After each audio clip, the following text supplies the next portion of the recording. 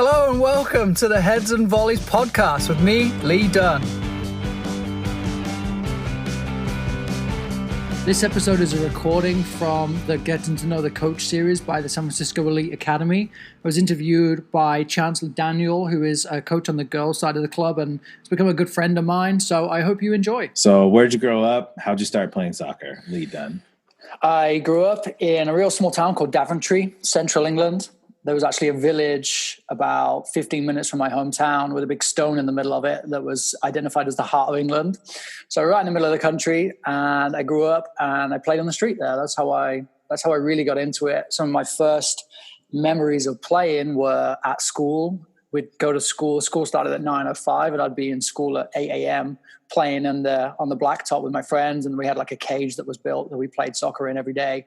And then I would play on the street after school. There was a field that was kind of in between all of our houses, convenient. It was like a 2-minute walk. And so we'd all meet there were 2 full-size fields, and there was always one goal that we played on that backed onto somebody's fence. So the ball would always bounce back.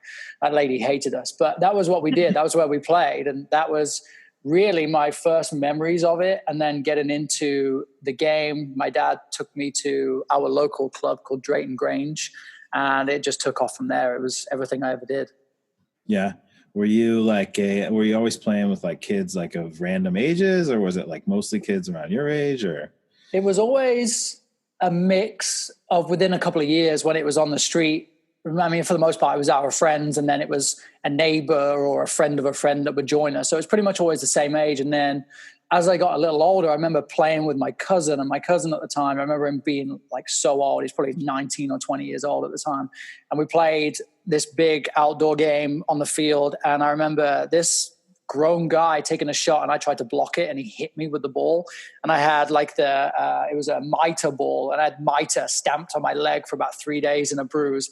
And that was one of my first memories of playing with the big guys. And I cried, and I couldn't catch my breath because it stung so bad.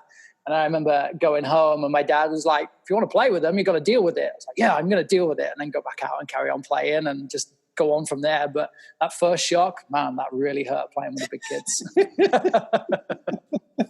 That sucks. So would you say that dovetails into the second question? Like what your like one of your favorite early soccer memories was, it getting hit with the mitre ball? I wouldn't say that was it. It definitely rings true though. But I just remember playing and having. I was in a discussion the other day on Twitter, and someone was talking about when you played as a kid or when you play, were you trying to impersonate someone, or who were you impersonating? And for us, it was always whoever the hot shot of the moment was. So I remember when Tony Yeboah played for Leeds and he scored the barring in, and that was like the Yeboah goal. And then, so it was like, I'm going to be Yeboah today, and then we'll go and play. And you just imitate these people. I remember Beckham scoring the free kick against Greece to qualify for I think it was the Euros he qualified for, and Old Trafford, and everybody wanted to go out. And anytime there was a free kick, it's like, I'm going to be Beckham, and I'm going to try and put this in the top corner like he did. And the center of the goal up over the wall, and then that's it. Yeah, and the crowd goes mental, and those are the memories for me of just playing carefree, and then making up games that we played. We had all sorts of random games that we would make up that always included a football, and just that to me was what soccer was. That was what playing was. And then playing organized with my team, my dad never really said anything to me, and this is always interesting, that he would always kind of ask me if I enjoyed it, but never really coached me, never really sat in the car afterwards and said, oh, you could have done this better, you could have done that better. And I always remember whenever I scored a goal, I'd look at him and he'd just put his thumb up. And so it was just like this little thing we had whenever we played. It was always just a little thumbs up. And even after I left university and I was coaching in the summers, I'd go back home and I'd play. And I remember my dad coming to watch, and I was 20 years old at the time. And he came and watched, and I scored, and he looked at me, and there was a thumbs up too. So that took me right back like 15 years from when I first started playing too. So those are the really cool memories that I have of, I mean, even sitting in a trash bag because I'm covered in mud after a game on a Sunday morning, like freezing cold. But there's just, those are the real good bits. I don't ever really remember trophies or winning games or winning leagues or anything like that. It was always the kind of things around what I was doing that always mattered the most. So the thumbs up from your dad. Do you have like a thing like that you do with your players now? I've actually kind of, when you see like NBA players, or they all have like little handshakes and stuff. A lot of pro players do that now. I've started that with my players. So one of my players gets a thumbs up. The other one, I just pull a funny face out. Another one, I have like a secret handshake with, and I try and build that rapport with them for sure. That's something that definitely stuck with me. And I just remember I would never really look at my dad unless I scored and it was a thumbs up. And I never really liked to see some of my players kind of look for approval sometimes from their parents or from me as the coach. And I try and make whatever I have relationship-wise with them is just about them and I, and not necessarily about their performance. That's always been a big takeaway for me, of kind of just building that relationship with them, that they're more than just a player. They are a person too. That's cool. So why did you get into coaching? So you said you were at university, you came back, you were doing some coaching and some playing. Like, what was it all about for you? I was playing at university. We were training. I went to university in Sheffield, so Northern England. Unique place, beautiful place, but it would rain even with a clear blue sky, Northern England. And we played in the Northern League, so we would travel even further north to just below the Scottish border and play against universities up there. And it was cold and wet and grey most of the time. And I remember we were training one day and it was pouring rain, and the guy from a company that I worked for, Challenger Sports, came out and he said, "I'm not going to keep you long. If you're interested in coaching, think about coming to the US for the summer." And I was like, "Yeah, give me a card, whatever. I just want to go home and get warm." And my degree at university was in teaching. So I was working through physical education degree. And part of it was we were actually working through field games and invasion games. And so soccer was, of course, a big thing for us, but just learning like the skill of working with individuals and the tools that you can use for working with different people in different situations, and it's like the pedagogy of coaching. So really understanding what it was to connect with individuals. And then I took up the opportunity to coach in the US for the summer, and I just loved it. I'd never been to America before. And then I got a contract that said you go into Northern California, and I traveled all around the state coaching different weeks in different places. And I just loved it. So I went back and finished university and came out and made a run to do it full time because of the lifestyle, but also because the game was growing. I coached kids that were wearing summer dresses and jeans on soccer camp and had never kicked a ball in their life and had no idea how to kick a ball. And that to me was incredibly sobering, coming from a nation like England where everybody plays. Even the kids who don't play know how to play. And these kids have just thought that there's so much potential to grow the game here that it captivated me, and I never wanted to leave. Was this like mid 2000s? Like, what was this? This was 12 years ago. So 2008 was my first summer. Okay. Landed here at the beginning of June, so a couple months now. And then I was here for 10 weeks and then went back home and then came back the following year for 6 months. So that was the start of it all 12 years ago. Dang. Yeah. All right. Did you ever do any coaching like when you were a kid or like? I did little bits when I was at university because my degree was in teaching. So I had to do all sorts of coaching. There's 5 aspects of the curriculum in the UK. So I had to teach swimming. I had to teach dance. I had to teach gymnastics. I had to teach field games, and I had to teach athletics. So I taught all of them within school settings as kind of part of our work experience and within the degree. And then I got into coaching a little bit, but not really all that much. It was all pretty much here in the US. And the big surprise for me was coaching really polite kids in the US on soccer camp, and then going home to an inner city school in Sheffield and saying to a kid like, "Hey, you go and play left back." And he tells me what he thinks of me and says, "You go play left back." A kid of the same age that has just complete like, "I'm not playing left back. You go play left back." That was a surprise for me for sure. Oh, that's really funny. What's it called? So, all right, that's really interesting. So before we get into like the 5 or 6 questions, like about kind of like the idea of coaching, like, or what you're coaching like now, like existentially, just need to know, do you have any video highlights of your playing career? You know what? I don't think I do. No. Do you have any great pictures? I have one of me playing at university. It was really just one of me.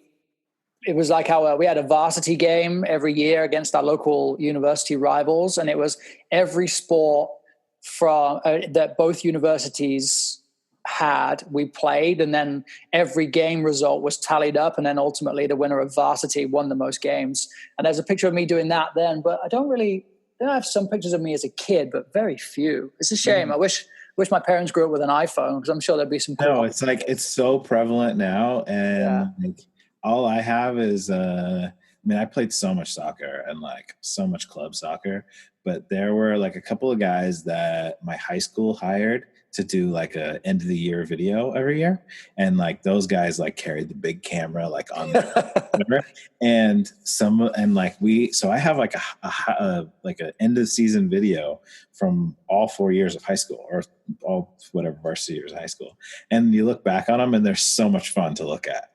You know, like I'm like, dang, dude, these kids have stuff from when they're like 5 and 8, and you know, you can see like so much growth even in the stuff we're doing now. Yeah, like I give them the little challenges, and like you can see the growth over the course of the last couple of months. You know, connecting with my players on Instagram has been really cool, because I've set them, especially with this situation right now, they have skill challenges and ball work every day that they work on, and a lot of it is their own individually led kind of training that they do, so based on their position. And the idea is that it gives them the creativity to go and decide how they're going to get better, instead of me saying, you need to do this, you need to do that.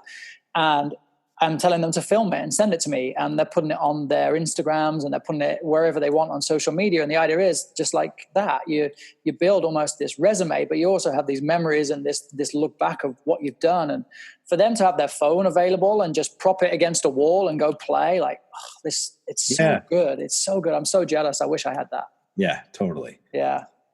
Like your parent like was an absolute like maniac if they showed up with a video camera. I know, yeah. In America, they're like, for what? Because we film our game, so we use the video camera, and so they all have access to it. And part of our kind of webinar stuff that we've been working on is picking out moments from the games relative to their positions and things they're doing well that they can kind of take and hone. And I asked them, what's it like watching yourself play? And some of them say it's weird, or they always look for the bad things, as most people do, I think, but really helping them understand the value in actually seeing themselves play, and then seeing other people play in their positions within the same game, if they've been subbed out or if they've been playing in a different position. They see so much more. And I think about being a kid, you would imitate a player, you watch them on TV or listen to them on the radio. You never got to see yourself play. So they have such an advantage now. Yeah, that's great. And you're talking about like 12, 13, 14-year-olds, basically? These are, 12 through 14s, yeah. Yeah, it's like such a cool age to like see yourself doing things and still have the capacity to like really improve, you know, like really change who you are as a player. Oh, for sure, yeah. So it's like a few years on, you kind of are what you are. Right? That's it. Yeah, this is the golden age for them right now. Yeah. So just embracing it. That's cool. So that's perfect. Like, so the next question being like, so what does thriving look like as a player, as a team? You know, what do you see? How do you describe like a player or a team who's thriving, or what are the signifiers that you notice? I think that I don't really know how to explain it, but you feel it. Like you feel the players coming to you and they're excited, or they've got something to say, and it's not just that was good or practice was good or I did good. It's more than that. There's like an ownership, a belonging. There's it's definitely a feeling. So I've been on the sides, both sides of this, where I feel I've had a thriving environment, and I look at even just the webinars I have with the boys right now, they're all coming together. There's like an excitement. It's like they've walked into a room with all their friends.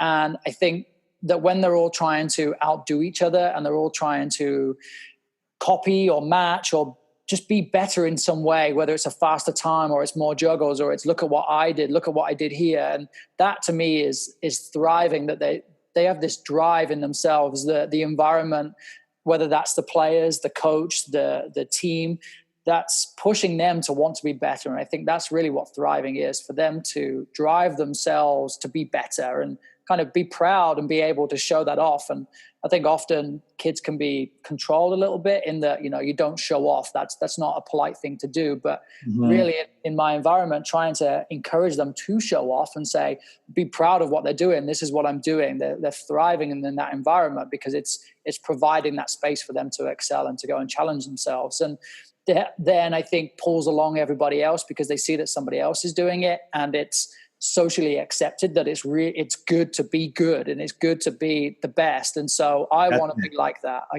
want to keep up with that. So it's not me pushing people saying, why haven't you done this? Why haven't you done that? It's, look at what Chance has done over there. That's the marker for you to follow up with now. And so they started to, it's difficult with the players I have because they don't really understand consequences, I don't think. And so they don't understand that if they don't work hard right now, or if they don't keep up their work right now, then that may have an effect when they get back on the field in a month or 2 months or whatever that looks like for us. They don't really understand that. They just think that they'll just go play and it'll be okay again. And then they'll get on the field and they'll be surrounded by players who have probably tried and continue to work hard. And they may find themselves getting left behind, and the knock-on effect of them not being the best in the environment can be negative. And so I think using the environment to prop up the really positive, I guess, leaders and kind of examples, and using that as the model for everybody to try and keep up and follow with, I think is really valuable for them to see that they may not understand the consequences, but there is a significant value in them continuing to push and continuing to challenge themselves. Yeah, it's really interesting. I think we talk a lot on the girls' side, at least like in that like middle age group, like 09s through kind of 04s or whatever. It's just like, it's okay to be good. You know that, right? Like, it's all right to be great. Like, it's fine. I won't be mad at you if you score a goal. Like, and like, I think sometimes with girls, there's a little bit more of that hesitancy, right? Sure. Yeah. But I think the way that you describe like your players pushing each other, I think that's the way that I think of thriving, right? Like, they're interested, they're excited, they're pushing it, they're driving it, I think it's so valuable right now too, because everybody's separated. So it's really on them to be the best that they can be, or to be challenged or challenging themselves. And if they can then post something in our group text message and say, look, one of my players got 2,600 juggles the other day, 2,600. I got 491. And then, so I'm like, who wants to beat that? And they're all like, oh, I'll never beat that. I'll never beat that. But sure enough, juggling records are going up, and you say what you want about juggling, but it's one way that the players are still working and they're still achieving and still having an element of success. So I'm all for it right now. Honestly, like implementing like an age group juggling tracker. Like, I did a spreadsheet with all their names in it, like last year during like our intro meetings, like in the spring. It's like, all right, here's a juggling tracker. Everybody put your juggling record down. I put them all on a sheet, and now everybody can see everything. You can go look at it anytime. And I go, the top 3 players on any given team, like on my 2 blue teams, 08 and 09, you're the captains of the team, right? You want to be the captain? Be the best juggler. Right. And they all go back and they look at that, and like, it changes all the time. And like, I think it just like gives them something that they could do on their own, that they can like actually like quantify, right? Like, soccer is such an unquantifiable game. Like you said, it's just like a feeling, Yeah. And like, the kids will always surprise you with what they're capable of. Yeah, they really will. You have to empower them. And I think the more we do that, the more value we see, the more growth we see in them. Mm-hmm. It's like every great soccer player you've ever known is like somebody who did something that nobody else had ever done before. Right.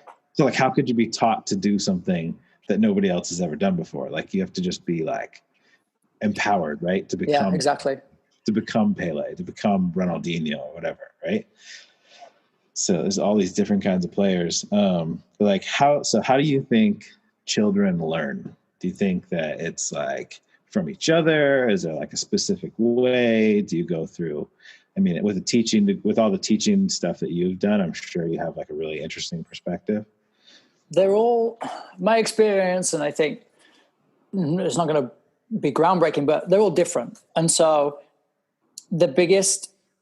I see one of the biggest challenges for a coach or for a teacher is to learn how each player ticks. So I coach 2 teams. You coach 2 teams. We have up to 30 players potentially that we have to get to know. You have to become familiar with everything about them, or as much about them as possible.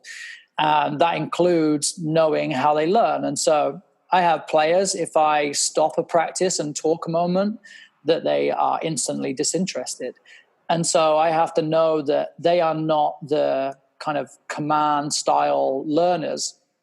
But if I get the tactics board out and I put it out and I say, here is our whatever a significant moment in the game, here's a trend that we're facing, so tell me what you see. And I have a handful of players that will instantly grab the board and start playing with it.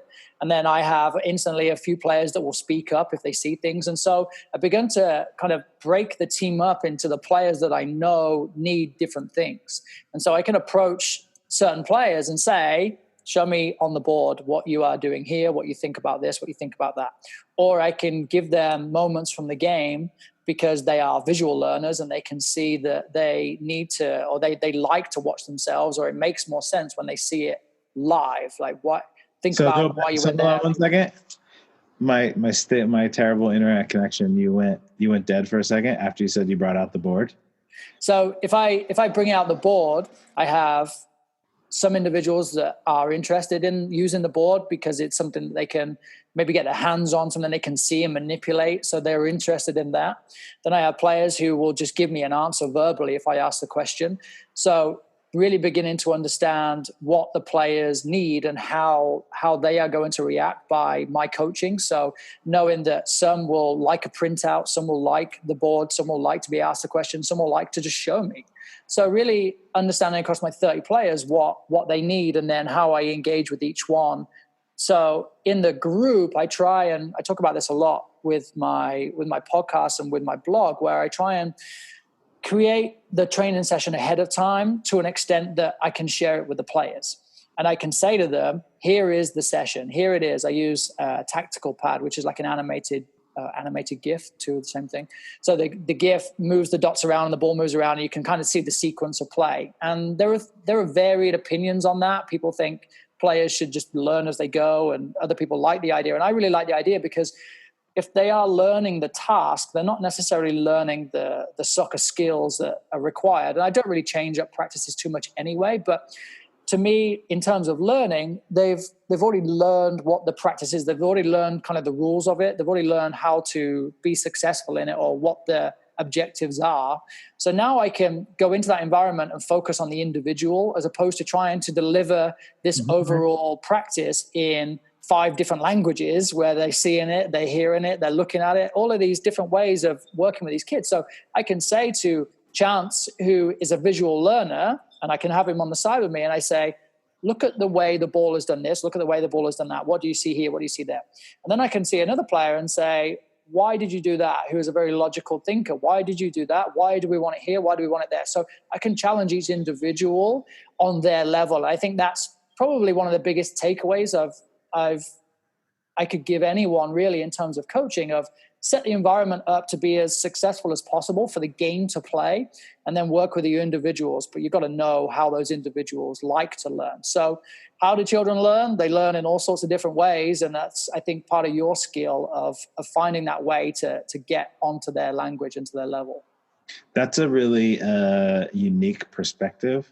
And I know exactly what you're saying about people like, I think it's just like more so now. I think we went through this like phase, maybe in American soccer or whatever, where you were like, okay, we really need to like plan out the practice beforehand, and we need to like show them like how things work and like go through these like we need to like go through these specific rotations. We need to do positional play. We need to work through all of this set play stuff, and then you kind of lost some of that like creativity and freedom. Yeah. Right? And like it cut out certain learners, or like, you know, it's like kind of stifled kids a little bit, right? And so now we're just like trying to be more cognizant of the fact, like, oh man, like we had Landon Donovan and DeMarcus Beasley 20 years ago, and like, oh, we kind of haven't had, you know, all those players kind of since like are the ones that like jumped overseas and then exploded. Yeah.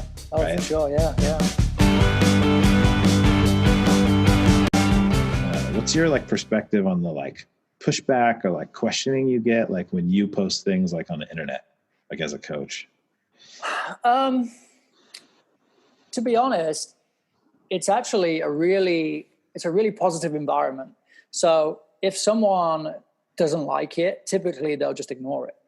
And so, or if someone has a genuine interest or an opposition to it, and and most people I found are genuine, they will ask you the question and they'll say, why have you done this? Or why have you done that? Or they'll take it and say, I would do this, or I would do that. And yeah, the feedback has always been really positive. And I think that's one of my biggest takeaways in using like social media for connecting with coaches, and Twitter is that main source really, because people are genuinely interested in being better or taking ideas. And most people will look at something and it's all selfish. So they'll look at it and say, how do I use this for me? How will my players react to this?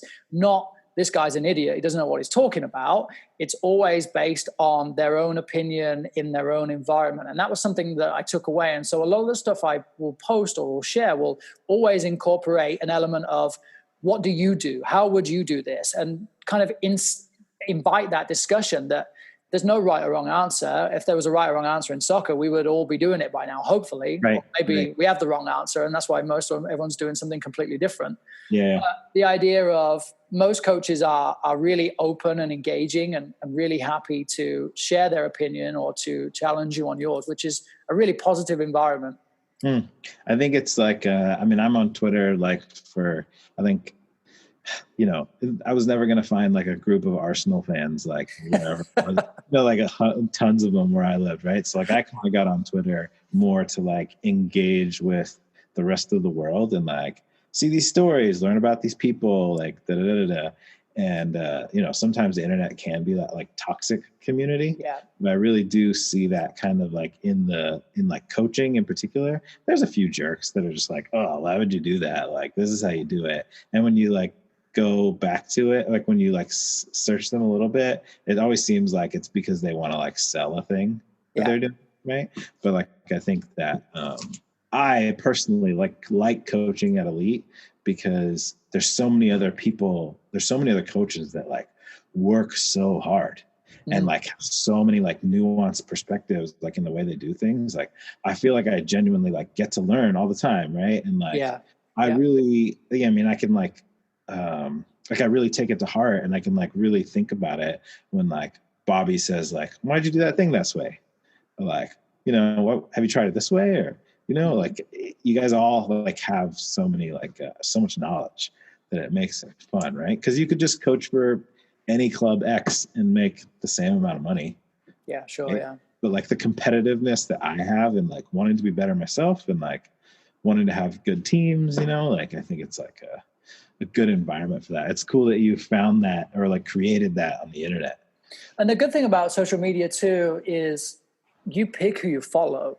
And that, you can't stop who follows you necessarily unless you go private and block people and such. But you can create your own environment. So if you are into soccer, then you just build a feed of soccer.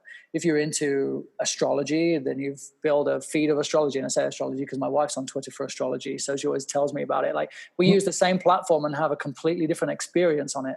That's just, it's amazing to me. So you build an environment in which you want to thrive. You far away with it. And a lot of people are silent on there too. So a lot of people will just consume and enjoy whatever content you put out, whether that's videos or discussions. And there are a lot of people who will just observe or send a random message to me every now and then, or a little retweet or what have you. But most people are out there to just be better in themselves and be better for their environment. So to me, it's a really positive space.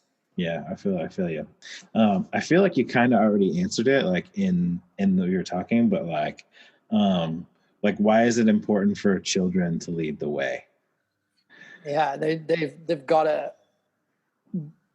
I want them to make their decisions, and that's really hard to let go. I think from a lot of coaches, I always hear about arguments of like coach-centered and player-centered, and that's not necessarily about children leading, but they are in a way leading their way through an environment that you've set up, whether that's a 3v3 or a 5v5 or even an 11v11. leading their way through, if you're making it as player-centered as possible, you are challenging them to lead the way. You're challenging them to find their own solutions. And I have a game model for my team that falls within the greater game model of Elite. And part of that creation, I have my own style of play that I really like, and I really like certain aspects of a game. But I pull my players together and I say, what do you think, or what do you think we should be doing when we have the ball in this area of the field, when we've just lost the ball? And so we go through all 4 moments of the game and all 3/3, all of the thirds of the field, and they will add their comments. So they are already leading in that regard. So talking about kind of preparing them, we get out on the field and they already know, if I say this practice is in the attacking third, they know what the defenders are looking to do in that defensive third. They know what the attackers are looking to do in that attacking third, and they know what the transition moments look like. Could they repeat them? They could probably repeat 1 or 2 points from each one, and they're still learning that. But those are points that they decided, along with my kind of gentle persuasion, if you like, to suit my style as much as theirs. But I'm encouraging them to become leaders in their own environment by challenging and leading, and by saying, coach, we think in this moment we have speed, so we should be playing like this. Perfect. Let's give it a go. Let's go for it, because this is their journey. And one of the biggest things I've learned is that this team isn't going to go to college. This team isn't going to go to the pros, but a player, or even all of the players, may go, but they don't go together. So it's about the individuals. So how do they lead themselves, and then how do they lead the team? By being the best and being the best teammate that they can be. But it starts with them intrinsically, because they are the ones that have an IDP, and most of them have a desire to try and play college and beyond. So now I have what I say is like the hook on them. So you've written down on this individual development plan that we talked about that you want to go to college, you want to go and play pro, you want to go and play in Mexico, you want to go and play in Europe, whatever it is. So now that's down, that's truth. So we've got to work on that. And they become their own leaders in that regard. And that just filters into all of the environment.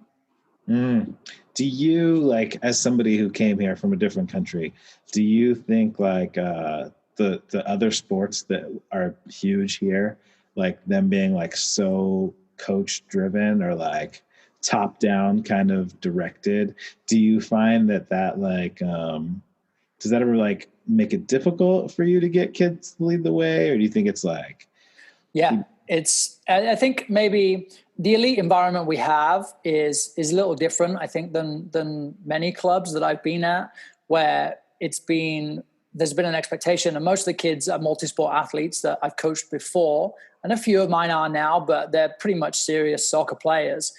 And so the players that I've had from multi-sport backgrounds have been not difficult, but they've been unsure, especially for a long time, and their parents especially too, of like, you're the coach, we're paying you. Why is he deciding what the team is doing in this moment of the field? Or why is he kind of being challenged with playing this game with no quote unquote instruction from you? And so seeing this, it's really fun having a different style of coaching and allowing players to thrive in different ways, and being player centered, and it's a complete contrast to the typical screaming and shouting and whistle blowing and play by play instruction that you see in a lot of other sports. That I really try and share that with anybody who will listen, in terms of my team and my environment, that's not who I am, and that's not what I think is valuable for your player. It doesn't mean that it doesn't work, or, parents will always say, oh, he needs a good screaming at every now and then. It's like, well, you scream at him, because I'm not screaming at him. That's not going to do anything for me. I'm not interested in that. Thank you very much. But it can be difficult, because it's a complete contrast. That this guy is now standing and watching, and is weird because he empowers my player. Yeah.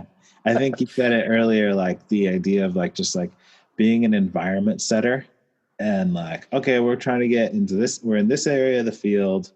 What are our strengths? What are our weaknesses? What are the opportunities? How are you reading the situation? Yeah. Like, go. Yeah, exactly. Right? And like, once you've done it, like, okay, how do I like talk you through it? How do I like make you question what you did, or like validate what you did even, right? so hard. Like sometimes, especially with like a younger team that's like just still learning, right? You know, like the 10s, 11s, 12s that are getting there, right? Like they're starting to understand the game. They're starting to play the game. And then like kind of like letting them go through this process of doing things that you're like, that's not my favorite way to play. Or like, that's not what I always want to see. Or I don't think that's always going to work, but like, I got to let you experience it so that you know that it won't work, or maybe you surprise me, right? So how is that then with working with girls in terms of the kind of male sport is a loud screaming coach typically in some of the typical sports. So is that something that is also comes across from girls sports too? Are they looking for that same sort of behavior from the coach, or is it a little different? So anytime anybody asks me, like I've coached, I started coaching with like boys and girls, right? Both. But I primarily coached boys in Southern California, and it was like a high level club. And these are kids that were trying to go D1 and trying to play for real. And like, it was an intense environment. Right. And then I started coaching girls a little bit more and like kind of got the difference. And so like through that experience, I've kind of like developed this like anecdote. Or anybody asks me, I say like, look, if I have a group of kids at halftime and it's a group of boys and I say, all right, guys, we need to do this thing better. Every single boy is like, there's no way he's talking about me, right? Like, but like, if I say that same thing to girls, every girl's like, oh man, it must be me. Like, right? So like, I think they have this, like, they want to please you. They want to like, they like are empathetic to everybody around them, like whether or not they should be sometimes. And I think it's I don't think it's a bad quality. I just think it's a quality, right? Yeah, sure. So the difference being is like, sometimes they want answers. They're like, what do I do in this situation? And I'm like, well, there was a lot of factors in that situation. If we recreate it, like, where were you on the field? Who was it around you? What, like, how much time did you have on the ball or not? What was the score in the game? Like, like there's so many factors that I try to make them realize, like, like you kind of got to read the situation on your own. Like, there's no answer. Like, it's the classic law school answer. Like, it depends. It depends. Right? It depends, right? You go get a lawyer, and they like, you ask them this question and you want a cut and dry answer. And they're always like, no chance. It depends. Right? So let me preface this question then with a conversation I had with a friend of mine who coached high-level girls for a little while, and he said that they would do the same thing over and over again, and that came from his training environment. So, for example, playing out the back, they would play the same way every single time because that was a way that he showed them as an example, and then that was the cut and dry answer. That was the answer. That's how you do it. Mm-hmm. So how do you set up your environment to hopefully maybe avoid that? Or is that something that you've experienced? And what do you do to prevent that as much as possible? Oh man, it's like you said, looking at video, right? So like, for example, playing out of the back, you start at like a young age and you go, okay, the goalkeeper is going to start with the ball in the 6 on a goal kick and play it, essentially horizontally, right? One way horizontally, or they're going to hit it as vertically long as they possibly can, right? And so like when you play horizontally, the first touch goes a specific way and they always look for that same pass. And then you go back and you look at the game on video and you go, okay, well, how many times did it take you playing that same pass for the other team to recognize that you were going to play that pass and get in the way? And then what stops you from making a different decision? Right? Like, how are you not seeing this? So I kind of set up just like one pass, and then from one pass, like what each option is. Okay. You know what I'm saying? Yeah. Did you watch, are you watching any of the Last Dance? No, I keep seeing it, but I need to get into it. I need to start it. So Tex Winter is this, he's this like basketball savant, basketball genius, this whatever. And NBA, especially like in terms of basketball, can be very one-on-one.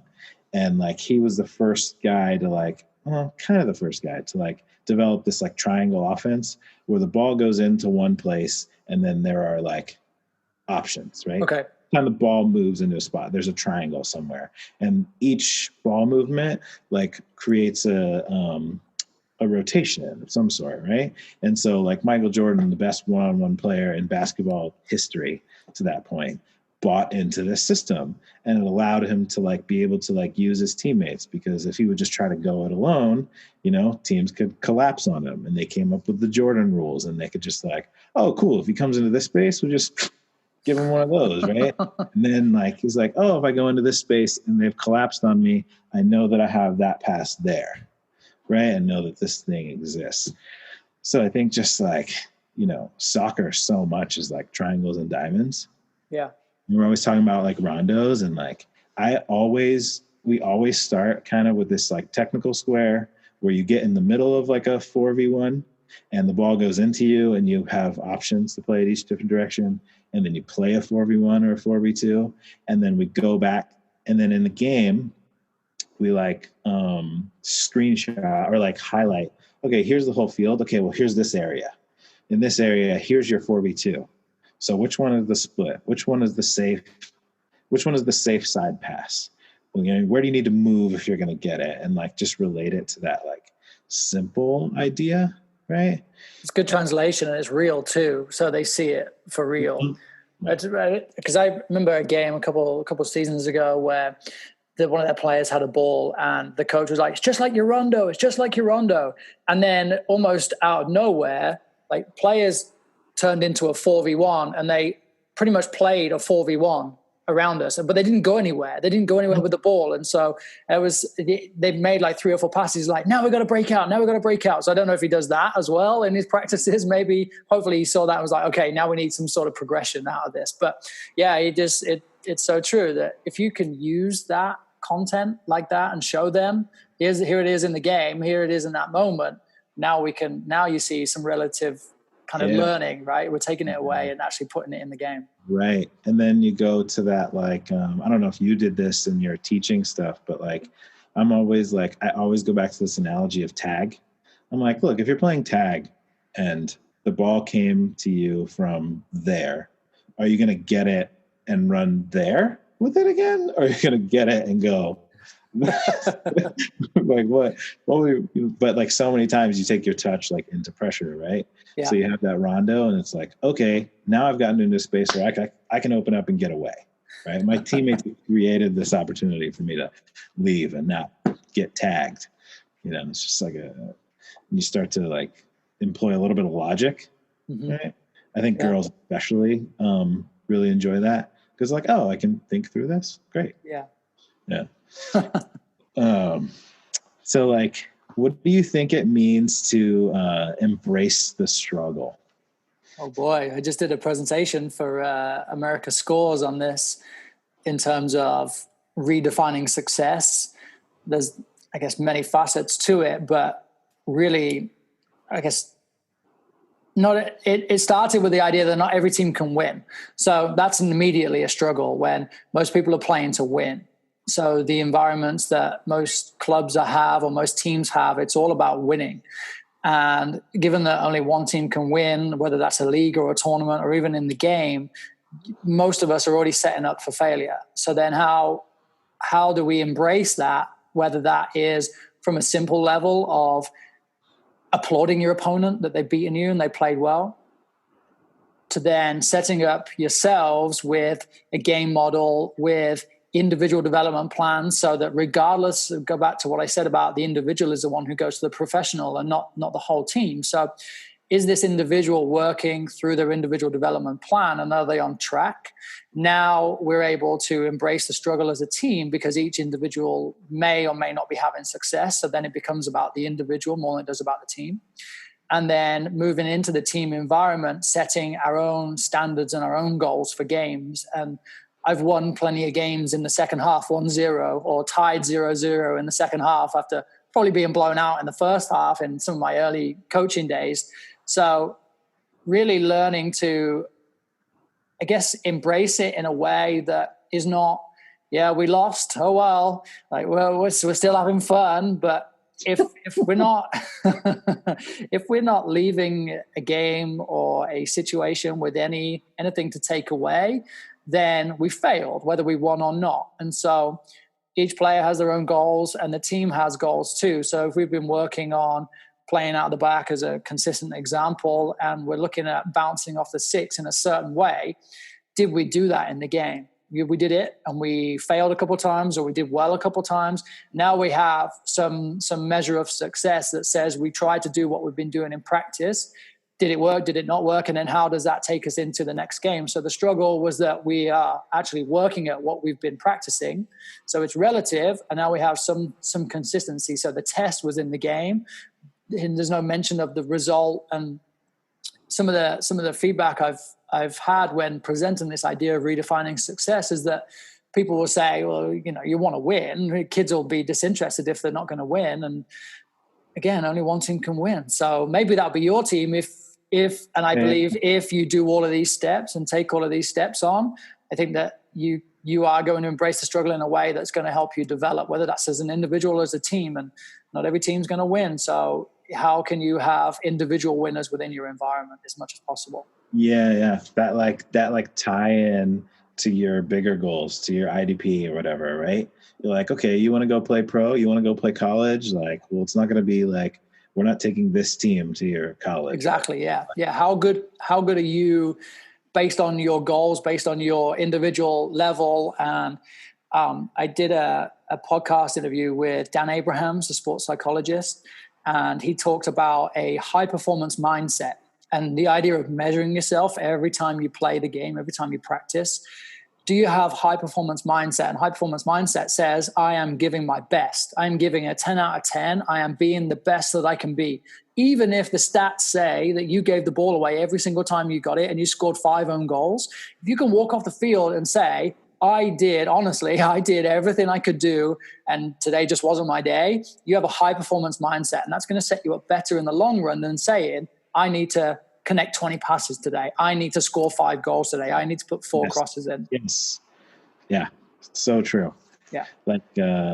Embracing that struggle, this is going to take a while, right? Yeah. I love the idea of soccer as a lifestyle, versus just an activity. Yeah. Right. And when you're coaching a team, especially at your age on the boys' side, in San Francisco, nothing against other clubs, right? But some of them, that's going to be their top level, and they treat it that way. So they're just trying to get out of there with a scoreboard win. Yeah. And it's so hard to express that, actually, you know what? My group is working towards something far kind of in the future. They're not leaving the game. No. Just because we lost in the scoreboard. They were working on doing X, Y, and Z today. And ultimately it's hard to explain to people who didn't grow up in a soccer culture that that's it, right? I don't know. And if I kind of process this right now, I don't have anything to prove. I'm not trying to flaunt state championships, and whilst I would love to win a state cup or win the league or win a trophy or what have you, that's always a reward for hard work, I think, and for, if anything, probably in a tournament slogging out 4 games better than your opponents did. But yeah. if I'm really processing it, I think that I've already won. I grew up playing on the street. I grew up wanting to become a pro, and I played a very short stint of semi-pro after college. And all I ever really cared about was soccer. And all I ever really wanted to do was be involved in the game, I thought, as a player. But now I'm coaching, and it's my full-time job, and it's my livelihood, and it's my social presence. It's everything that I do. So I've already won if I really think about it. So I don't have to prove myself by winning whatever it is that turns everything into a coach-centered environment about needing to win or needing to beat our rivals across the city or anything like that. So I think with that mindset, I'm able to challenge the players and, like you said, set them up to go for the next step. This isn't it right now. I mean, we're going to have some fun. We're going to have a good time. And I promise you, I hope that you'll look back and say, Coach Lee was the best coach I ever had, because he was the one who really cared about me. And that is just a stepping stone in their soccer career. And I think once you understand and appreciate that, then I think your players really can flourish and excel. Right. I get players. Sometimes with players, I'm like, look, I'm not trying to be the best 9v9 team. What does that even mean? Just celebrate your U12 championship for your whole life. I know, and it's a great accolade. Don't get me wrong. I want to win all that stuff too, but there's more required than that for these players. Right. Like if we're skipping over, if you're skipping over the hard part of like learning to play through your six, right? Like learning to do this thing. If you're skipping over that hard part to like bang it long to that kid who can kick the ball into an area of the goal where every goalkeeper is too short to reach it while you're 10 years old, then like, you're missing the process, right? Yeah, exactly. Yeah. So I think I feel like I know where you're going to go with this, but I'm really interested to hear you describe like how you try to lead your team from the sideline. I get to stand and watch. I get to challenge them. Yeah, exactly. I challenge them on well, there are times where I'll be more vocal, and often that'll be if I'm playing against a really vocal coach. And I think it can be off-putting for my players when they hear someone chirping all the time. And I mean, I'll often talk to that other coach more than I talk to my players and tell them to be quiet. But like the idea of really just we've done all of the hard work. The players have done all the hard work during the week in our environment. They know what's expected of them. We set goals for the game, and so we say we're going to try and achieve this. We're going to try and work through this, and the third goal is something that they will always decide, and typically always involves scoring goals or putting the ball in the top bins is a good one. So trying to figure out how we get that into our game plan and then go. So it's the test from our training during the week. So that's a prep for the following week. And it's just another part of our cycle of training. So really helping them understand that we want to win and we go to win, but we go to play in our way that will hopefully help us win and we'll come out of it stronger. Yeah. It's like, I try to think of like, and similarly to you, like I want to do a lot of the work during the week. Right. And like, I want them to have their game. And I'm always like, whenever you get up against the coach that's just like joysticking the entire game, and you're just like, dude, did you teach them anything this week? Like, are you going to let them play? Like, you know what I mean? But like at the same time, right, you have to give them, I at least try to give them like what they need on the day, right? So like sometimes with like a group of like younger kids, maybe it's early, maybe they're far away, maybe they're playing against somebody they like, have struggled against in the past, and they need a little bit of energy. They need a little bit of reassurance, right? They need you to like give them a few claps now and again. They need you to do this, right? They need you to like, come on, a little bit of like support. Here we go. Yeah. But like ideally, right? You're just like, oh, this is my team, right? I'll make a few changes here and there. I talk to the kids on the bench, blah, blah, blah. I go banter with the other coach. Like those are my favorite games, right? Even if another coach is kicking my butt, like those are my favorite games when the coach, like I can talk with the coach of the other team more than like with my team, right? Because it's really rare too, especially unfortunately the level that my 2006 boys have played. It's typically been within San Francisco, and it's been against the quote unquote rivals of San Francisco. And so there's just so much animosity between typically them aimed at us. Everybody wants to beat us, which is a good thing, and it's kind of a tool for us to use. That hey, if they're going to beat us, they're going to do it the ugly way, because we're going to play as good as we can, and we're going to do what we stay true to ourselves. And that's a really tough environment anyway, because the players are playing against friends or they're playing against school teammates, and finding that rivalry is tough. Where it's a week in, week out rivalry of playing against someone they know or a former coach they played for, and that can often lead to negative environments, which can be tough. And I've got film on my VO of another coach swearing at me and stuff because I'm telling them to be quiet, and the parents are all rowdy, like, whatever, man, get out of here. But like, so same thing, like I'm regardless of whatever happens in the game, I'm never really shouting to command a certain pass or a certain way of doing things. It's always just little reminders, or it's always little kind of just helpful words. We have a common language in the team of probably about 10 words that we use consistently, and those same words always mean the same thing. So we know what predictable means when a player wins the ball. We know how we behave as a team when that comes out. So players will start saying it, so I don't have to, and they start taking their own lead in that environment too, because if I'm the 6 and the ball we just lost the ball from the 9, now the 6 needs the game to be as predictable as possible, so they're not completely outplayed too. So they're encouraging the 8 or the 10 to press in the right way, and they just start becoming accountable for each other on the field, which I think is really, really valuable, and just allows me to focus on the other coach and wind him up a little bit more, Right. Part of our online training the last couple of weeks has been exploring a lot around the game and around the experience for the players.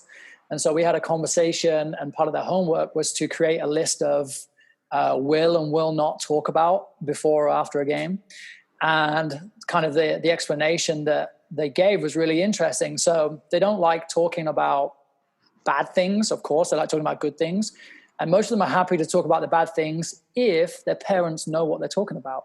And I thought that was really interesting, really empowering for the players to say that, because they say, for example, playing at the back, playing through the keeper, recycling possession as much as possible, and we make mistakes, we lose the ball, we give away silly goals. And some of the parents are like, what are you doing? Like, don't do that, get it out. And that's part of my education process with them. But then the players saying it's a stupid conversation that they try and have with me about why we do things this way, because they don't understand. So then my challenge back to them has always been, well, did you tell them? They're like, no. I said, so when you get in the car after practice and they say, how was practice? And you say, good. And that's end of conversation. Like, did you have fun? Yeah. And that's end of conversation. What do you expect?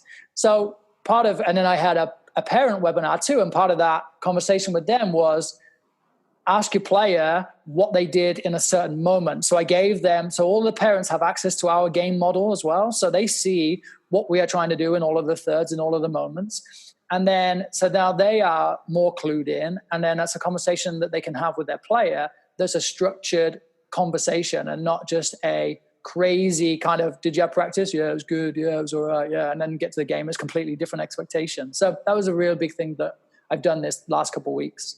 That's an unbelievable amount of work that you've done on the back end to really like make that conversation good. Yeah. Because I think sometimes it's easier just to be like, yo, leave your kid alone. Or like, I love to watch you play is a nice line, but it's kind of boneless if they don't understand what's going on, because they just get frustrated. I'll wrap up this question and answer with a huge thank you to Chance for posing those questions to me, but then also having that discussion with me and kind of sharing his opinion and his experience too. But then also thanks to SF Elite Academy for setting this up to share my story and all of the coaches' stories with our coaches, so you can check them out at SF Elite Academy. And then you can also follow me always at Lee Dunn Soccer. And if you would like to talk with me a little bit more on some of the ideas I've presented here or some of my thoughts, then connect with me, let me know. I would love to share more with you. More is always coming from Heads and Volleys, and look out for that real soon on all of the platforms, all of the places that you get all of your Lee Dunn Soccer material from.